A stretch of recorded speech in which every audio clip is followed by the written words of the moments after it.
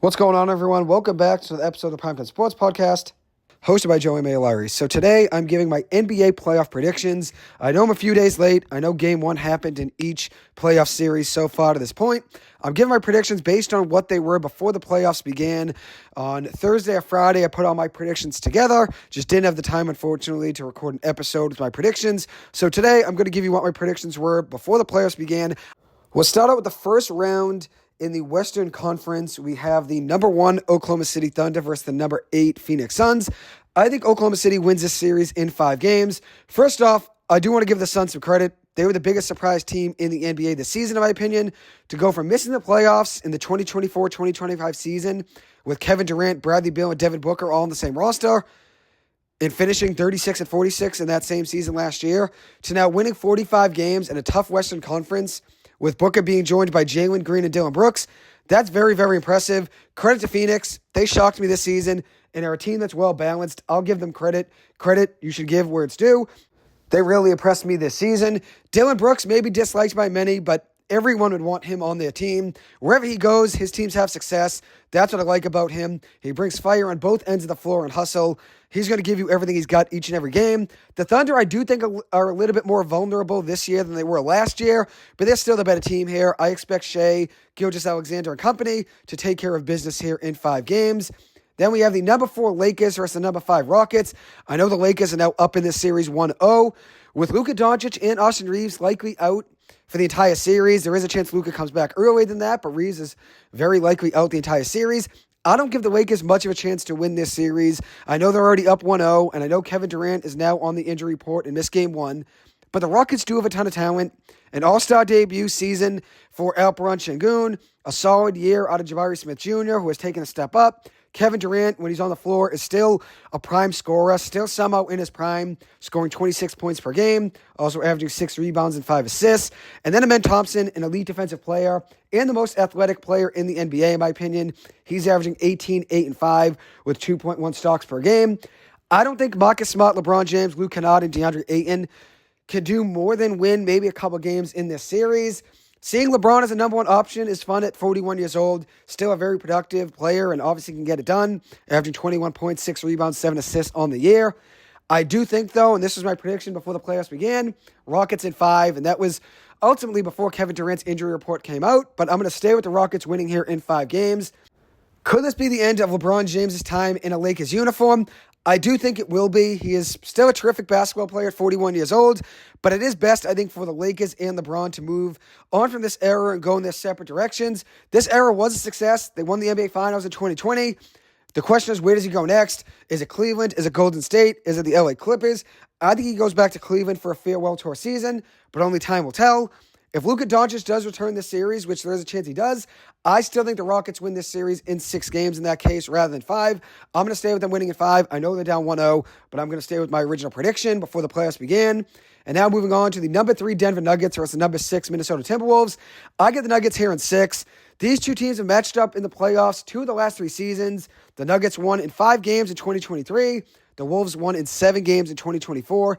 It's always a dogfight when these two teams play. I expect the series to be physical and a tough one each and every way and each and every step on the floor. But I think the Nuggets are the better team. All year long, I've said once the Nuggets figure things out and they click, they're going to win the NBA Finals. And I still feel that way about this team. They battled adversity all year long with injuries to Cam Johnson, Christian Brown, Aaron Gordon, Peyton Watson. But they're all healthy now. And when they click, they're the best team in the league, in my opinion, which I guess is the case for every team. When any team clicks, they're really hard to beat. But this team is led by a perennial MVP candidate in Nikola Jokic. Plus, Jamal Murray had an all-star season. Jokic and Murray have a ton of playoff experience together. And then you also have a player that's up and coming in Peyton Watson, who I think is the X factor for this Nuggets team. A guy I've always been a fan of. What a breakout year for him. The Wolves do have Anthony Edwards back healthy, which is huge for them. Ant is a top 6 player in the game. They are still a very good team, the Wolves, and I expect them to compete with the Nuggets and give them all they can handle. Jaden McDaniels is my X factor for the Wolves. Julius Randle, though, will have some big moments for them, I feel like. I just get that feeling he's going to have a couple big shots over this series. I love Bones Hyland. I'm psyched to see him getting more playing time and thriving in Minnesota. Maybe he gets payback on his former team in Denver. We'll see how things play out.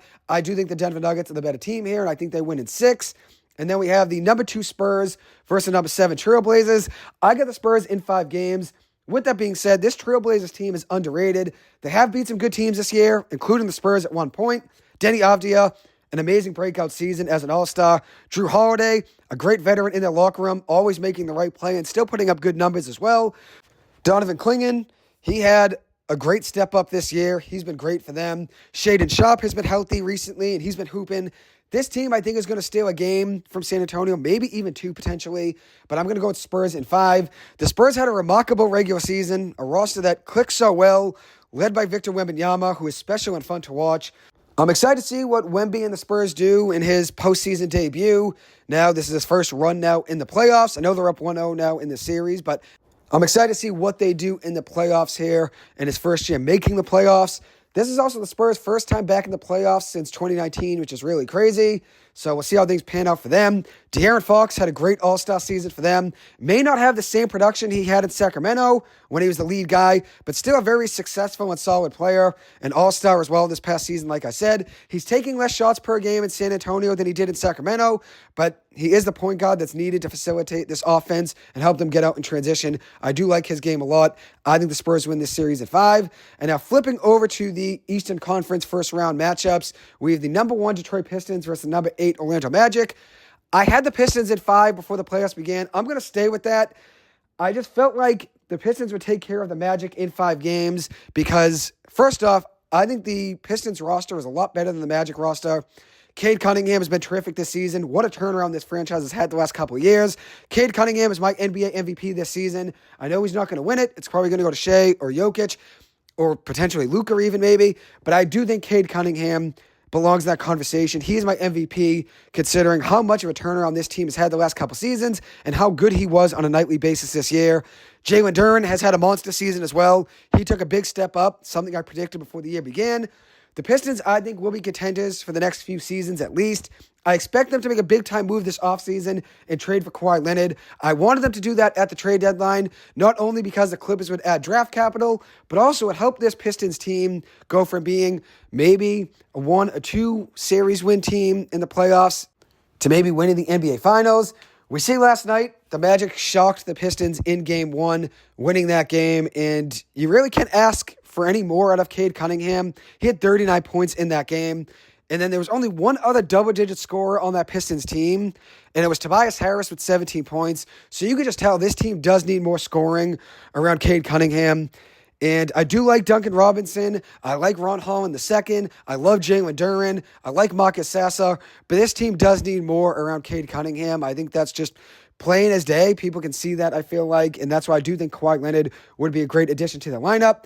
The Magic are capable of winning at least another game in the series. I don't see them going out easily, since I do think at the end of the day, they do have a lot of guys that play very good defense on that team. Jalen Suggs is really good. Desmond Bane is a terrific offensive player. He's fun to watch. He's capable of potentially stealing a game on his own just because of his ability to create his own shot and shoot the three. I do think, though, the Pistons in 5 is still possible. That was my prediction before the series began, and I've always felt like the Magic have been overrated the last few years. I never really bought into their hype. I know they're up 1-0 in this series, but I'm going to stay with my original prediction, Pistons in 5, and then we have the number 4 Cavaliers versus the number 5 Toronto Raptors. I'm going to go Cavaliers in 6 here. The Cavs have only won 2 playoff series in the last 3 years, which has been really disappointing. A major question is this the year that the Cavaliers finally get over the hump? This team is very deep. You have James Harden, who fits in very well in this lineup. Then you have Donovan Mitchell, who's still a top 10 player in the game. Now with James Harden in that lineup and facilitating the offense, and his availability has been huge for the Cavs. That's something that they were missing with Darius Garland, was availability. He was out a lot.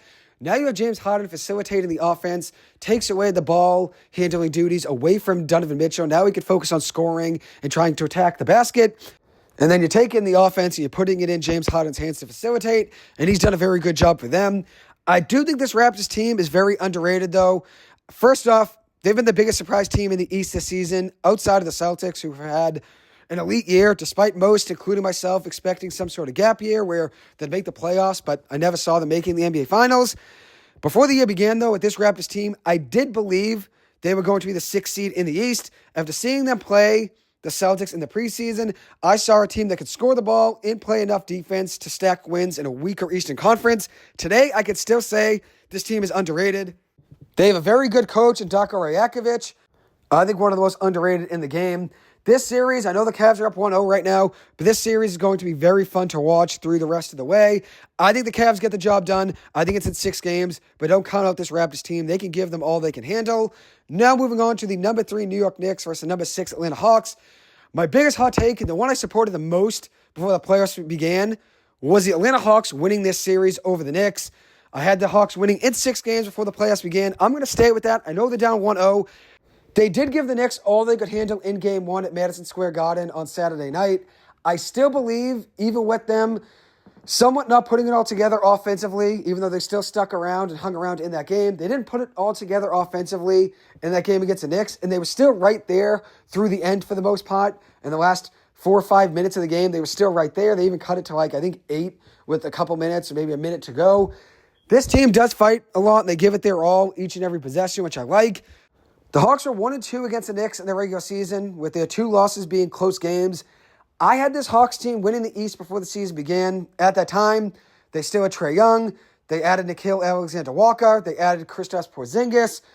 They made some really good moves in the offseason, so I bought into this team making the NBA Finals, which I very well know was a hot take at the time, and it's still probably a hot take even having them winning a playoff series to a lot of people, but I still think this team is capable of beating the Knicks in 6 games.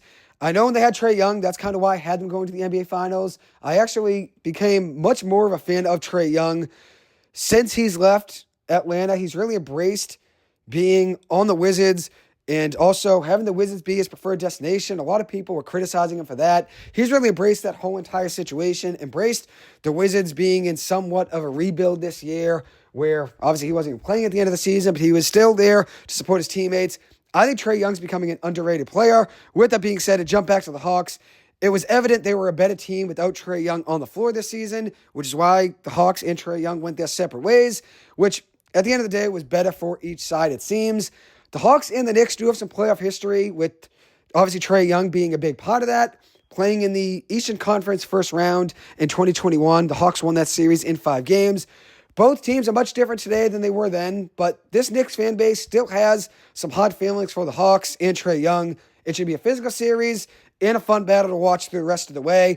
This Hawks roster, I think, is very talented and better than advertised by people in the sports media worlds, by fans.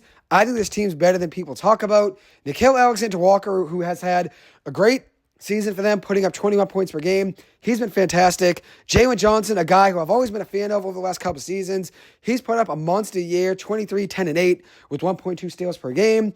Dyson Daniels has been elite defensively, putting up 2.4 stocks per game.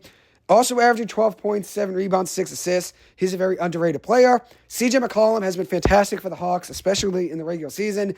He had 19, 3, and 4 as his average this year, off 36% from 3 for Atlanta. Was really good for them the other night. He's been a boost to their lineup when on the floor. And then I think Jonathan Kuminga will be the X factor for this Hawks team. We'll see how things play out. I do think this is a make-or-break playoff run for the Knicks. If they fall short of the Eastern Conference Finals, I think major changes are coming their way from a personnel standpoint. I do not expect them to run this lineup back next year with Karl-Anthony Towns and Mikal Bridges and OG Anunoby and Jalen Brunson if they lose early this year. The Knicks are still very capable of winning the East, but I do want to note they have struggled defensively against some top teams this season. They were 23-23 against teams 500 or better this season, but a big advantage for them is they were 21-13 in the clutch. A big advantage in the playoffs is when you're winning close games in crunch time, and they've been able to do that in the regular season for the most part. I do think Jalen Brunson's a very good player, but I've said for years that I'm not sure if he could be a primary 1A option on a championship team.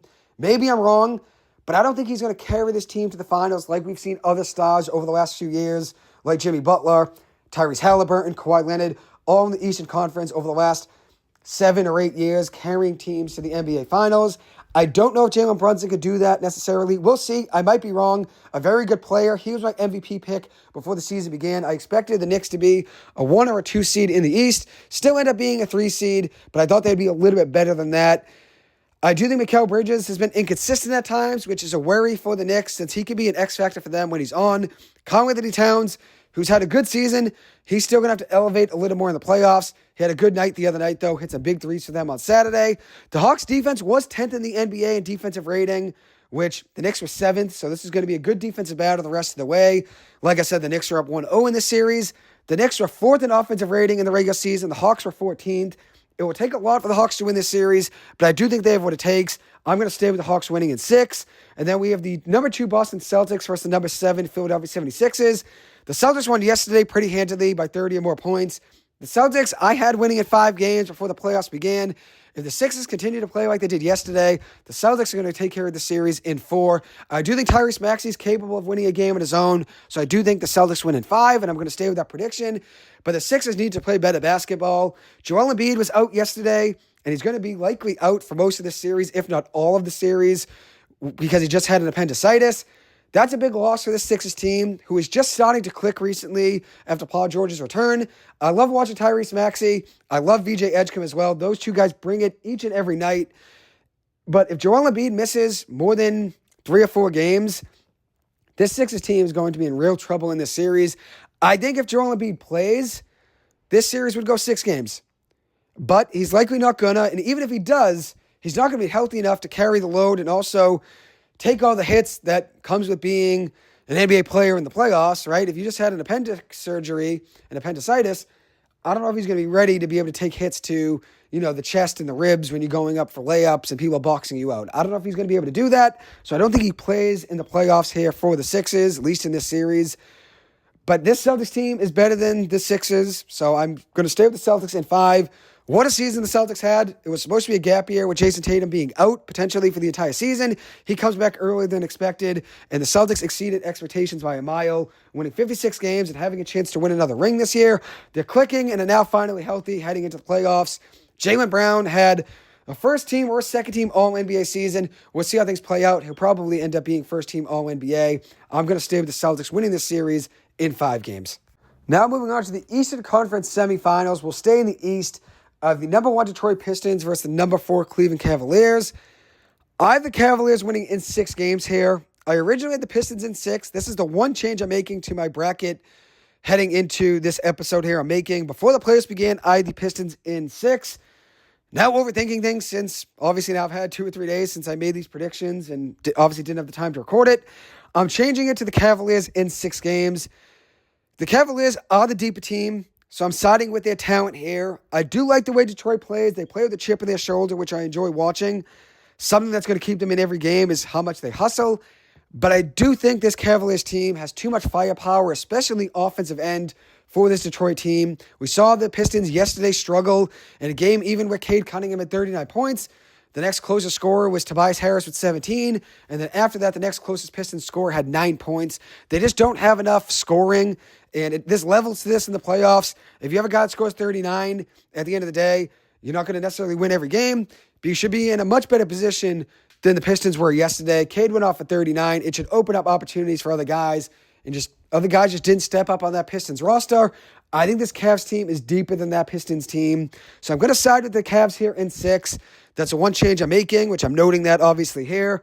The Pistons and Cavs did split their season series 2-2, with 3 or 4 games finishing within a 5-point game. So expect this series to be a dogfight. I'm a huge James Harden fan. I'm a huge Donovan Mitchell fan. I would love to see them make the Eastern Conference Finals for the first time in the Donovan Mitchell era. They seem to always fall short. I had them in the finals or the Eastern Conference Finals in at least 2 of my last 3 preseason NBA predictions on the podcast, and they let me down each and every time. So it'd be wise to not make the same mistake again or jinx them. But I do think they're capable of getting there. As I said, I originally had the Pistons in 6. I'm switching. I'm going Cavs in 6. I do like the way this Cavs team plays, and I do think they have more firepower than that Pistons team. James Harden, Donovan Mitchell, Evan Mobley, Jared Allen, Dennis Schroeder off the bench. This team can play. I'm going to go with the Cavs winning this series in 6 games. Now moving on to the number 2 Boston Celtics versus the number 6 Atlanta Hawks. I'm going to go with the Celtics in 7 here. I originally, last week when I was making these predictions, last Friday, I originally had the Hawks in 7. But over the last week, I realize it's going to be tough for the Hawks to get past the Knicks on its own. So then going on and beating the Celtics will be just, I think, too much for this team right now. I do think they still need another piece in that lineup to try to potentially contend for an NBA Finals ring. They don't really have that finisher, which they had in the past with Trae Young, a guy that can hit a big shot in the clutch that you always have to worry about with the ball in the hands with a minute to go. I don't know if this Hawks team necessarily has that. A go-getter, bucket-getter in a big moment, which I think these guys can maybe develop into that. Jalen Johnson's been really good. Maybe he develops into that over the next couple seasons. I still think they're one more piece away, a guy that can create his own shot in the clutch. CJ McCollum has done that at times. Even this season, he's been really good for Atlanta. I still think they need a little bit more on that team to beat the Boston Celtics. So originally, as I said last week, I had the Hawks winning the series in 7. I'm going to flip it. I'm going to say Celtics in 7. The Celtics, I just think, are the better team here since they have more star power than Atlanta, and they can outscore Atlanta. But I still think Atlanta would give them a tough battle if this is the way things shake out and they play them in the second round. They did play in the playoffs in 2023. The Celtics won that series in 6. This Hawks team, regardless of being down 1-0 to the Knicks right now, are not a team to overlook. They may not have a flashy star scorer like they had in the past with Trae Young, but Nickeil Alexander-Walker, Jalen Johnson, those two guys can score the ball well. If this team adds another piece in the offseason, watch out. I'm going to stay with the Celtics, though, now, winning in 7 games.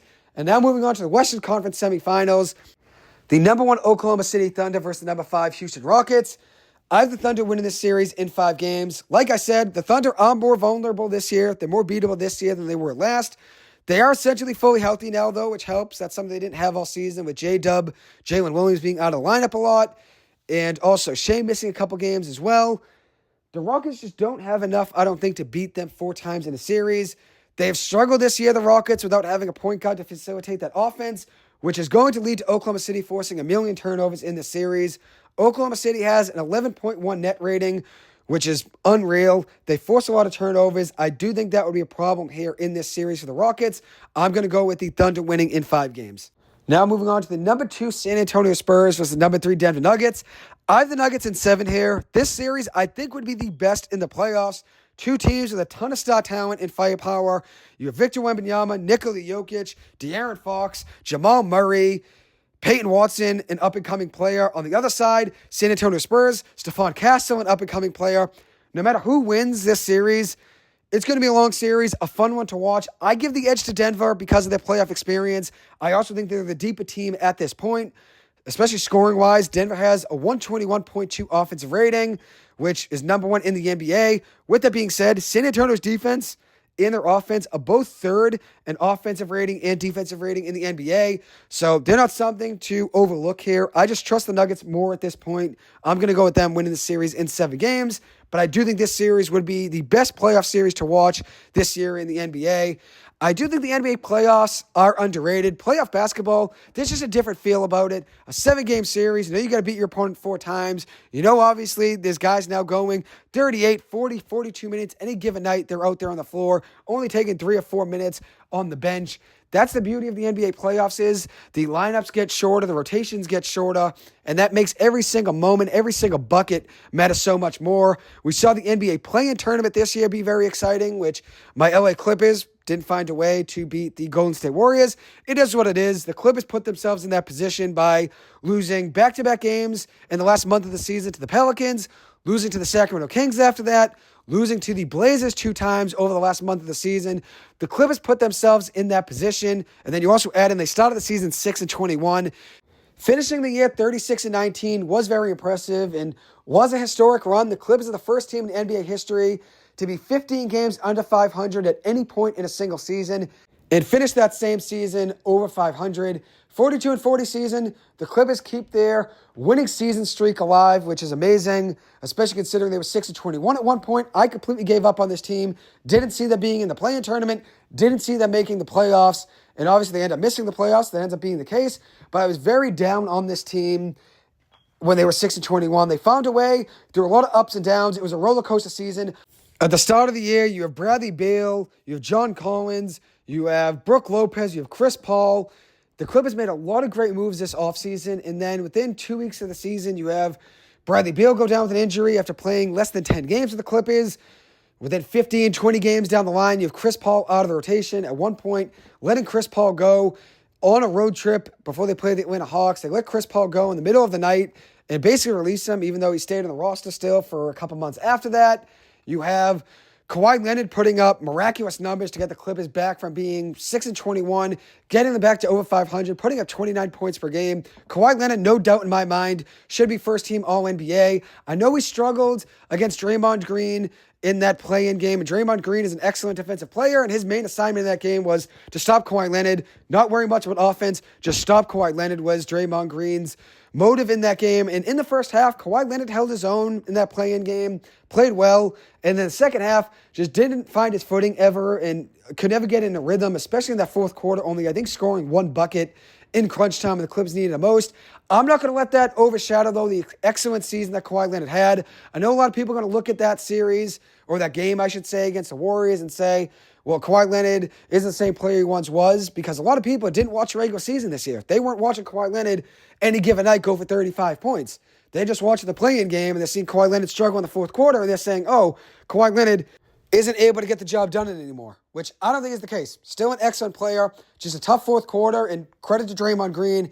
He played excellent defense against Kawhi Leonard, and sometimes you just got to tip the cap and say respect, and I'm sure Kawhi Leonard gave him that respect, especially saying after the game that that's a Hall of Fame defensive player right there in Draymond Green, which Draymond obviously did appreciate Kawhi Leonard saying that.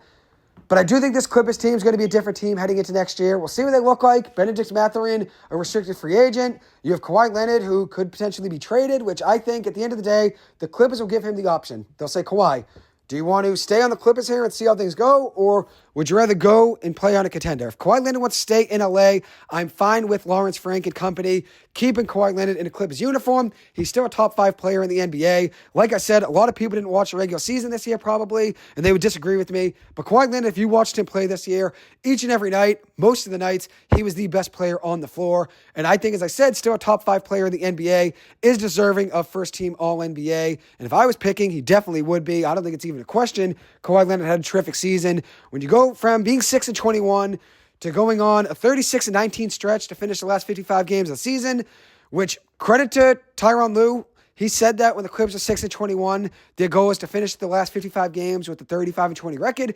They ended up doing that by one game better, 36-19. They could have been a lot better than that. The Clippers could have blown that out of the water and finished the season on a potential 40-15 run to end the year, with 2 bad losses to the Pelicans, a couple losses to the Blazers, and also a loss to the Sacramento Kings over the last month.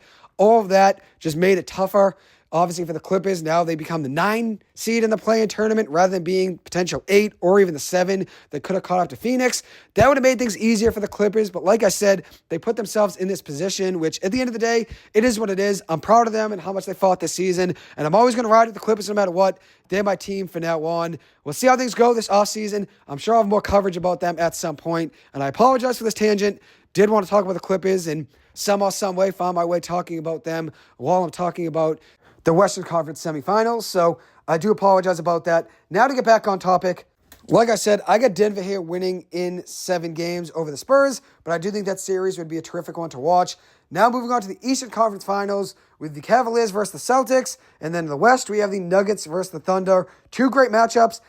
I'll be watching every game in this NBA playoffs, no matter who the matchups are, but I do think those 2 matchups would be great to watch in each side of the conference finals. In the East, I get the Cavaliers in 7 over the Celtics. Originally, I did have the Pistons versus the Celtics. Like I said, I made that change. That's a one change I made. I'm going to go Cavaliers over the Pistons to now face the Celtics in the Eastern Conference Finals. I'm going to go with the Cavaliers in 7. I just feel like if they make the Eastern Conference Finals for the first time in the Donovan Mitchell era, and they find a way to win 2 playoff series in the East in a row, that's going to be a big momentum builder for that team. So that's why I feel like if they get there, I think they're very capable of beating anyone. I guess that's the case with any team in the NBA. If you make the Eastern Conference Finals, the Western Conference Finals, you're right there. You're 1 series away from making the NBA Finals. So any team's capable of making, the NBA Finals when you're only 1 series away. But I do think if the Cavs find a way to make the Eastern Conference Finals, that's a huge burden off their shoulders saying, okay, we made a great run. This is somewhere we've never been before. And now obviously we've got to lock in. I think if they do get there, this is going to be a great series. I think it goes 7 games. And I know my friends that are Celtics fans, I'm going to love me taking the Celtics here. I do want to note, a lot of the times I pick teams, and I feel like I jinx them, they end up losing. So if that's any benefit for you guys, where I'm saying the Cavs in 7 and the Celtics win in 7, you'll be happy and, feel like you're better off with me picking the Cavs in that case. I'm going to go with the Cavs, though. I think James Harden and Donovan Mitchell are going to put things together in this playoff run. At least I hope. I could be completely wrong, and the Celtics could end up beating the Pistons or the Cavs in this series by 5 games or 4 games. Who knows at the end of the day? No one knows how the playoffs are going to shake out. I do like the Cavs in 7 here. I do like their roster. I think they have a very deep roster. When you look at the NBA playoffs, you need 4 or 5 guys that can score double-digit points in a playoff game to try to win because, like I said, the rotations are shorter. You're only using 8, maybe 9 guys of your lineup any given night, depending on the matchup. So when you only have 8 guys, if you can get double-digit scoring from 4 or 5 of them, with one of those guys maybe getting into the 30-point threshold, that's a big advantage. And I think this Cavs team has what it takes. You have James Harden, you have Donovan Mitchell, you have Evan Mobley, 3 very good players right there. You have Jared Allen, who's going to get you rebounds and play great defense. On the Celtics side, you have Jason Tatum, you got Jaylen Brown. They get great players as well. I do think this Cavs roster, though, has more talent overall. And I know talent doesn't always necessarily win you games. I know that at the end of the day, that's a reality. The best team in the best roster with the most talent doesn't always necessarily win. It's whoever plays better in that series. And obviously, everything when you're in the NBA playoffs matters so much more because now it's a 7-game series. So one win can really swing a series. So I'm going to go with the Cavs here in 7. I just have a feeling they're going to put things together this year. I know I've done that now the last 2 or 3 years, which is originally why I had the Pistons beating them in the last round and then the Pistons beating the Celtics.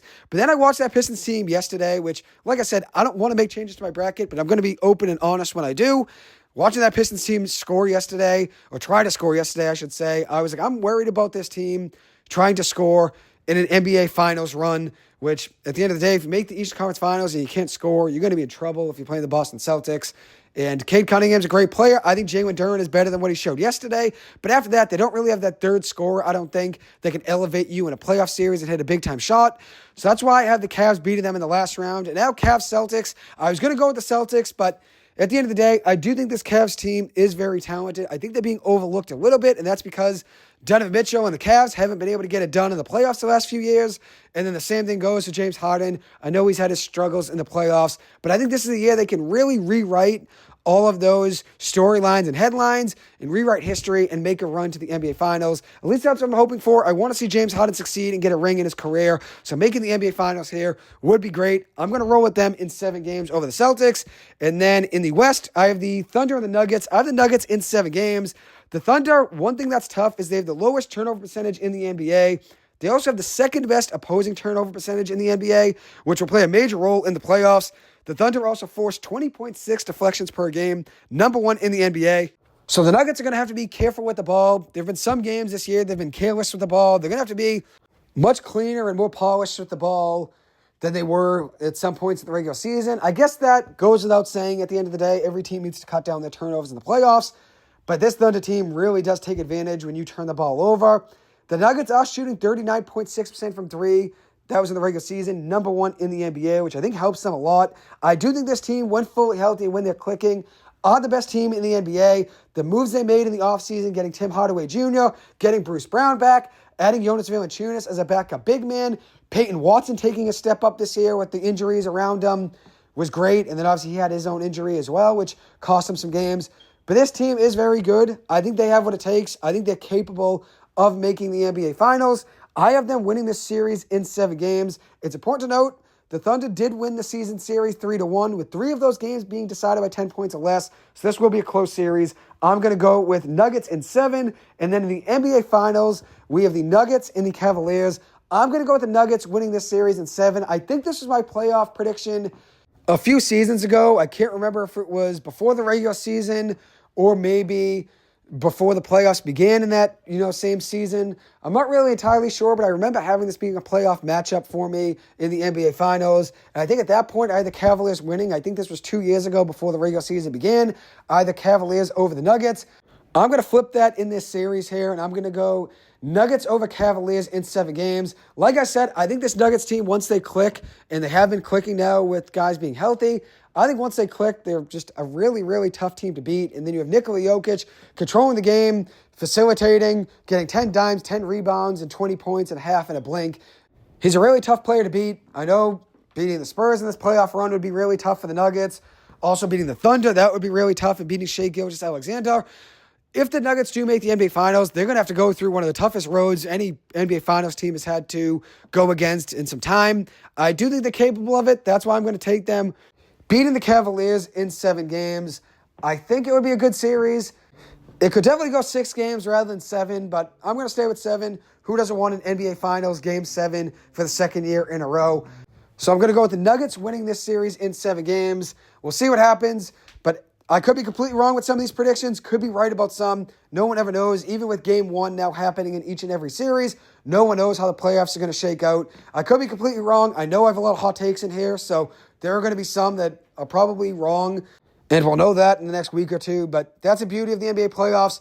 There's so much unknown. Until these games are played, no one really knows how series and how individual games are going to go. So that's why I love basketball and the playoffs. Every single possession is so much more important. And basketball is a game of runs, 8-0, 10-0 runs each way. We see that in each and every game, even in the play-in games. Some of those 10-0 runs were responded to by the opposite team with their own 10-0 run of their own. It's like, that's the beauty of basketball, is how important each and every possession is, but at the same time, it's those 2 or 3 minute stretches, those 8-0, 10-0 runs that can really make a difference in a game and obviously in a series as well. So anyways, we'll see how things go. Thank you guys so much for taking the time to listen to this. As always, I appreciate it. I hope you guys have a good one, and I'll see you guys in the next episode. Thank you.